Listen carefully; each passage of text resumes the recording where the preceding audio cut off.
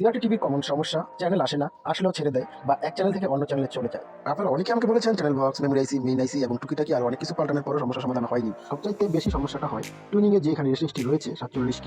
তো এখানে আর বিভিন্ন মান হতে পারে। এই রেজিস্ট্রিটা খারাপ থাকলে এই সমস্যাটা বেশি হয়। রিপ্লেস করে দিলে সমস্যাটি সমাধান হয়ে যায়। কিন্তু কিছু ক্ষেত্রে রেজিস্ট্রি চেঞ্জ করার পরেও সমস্যার সমাধান হয় না। তার কারণটা আমি বলে দিচ্ছি।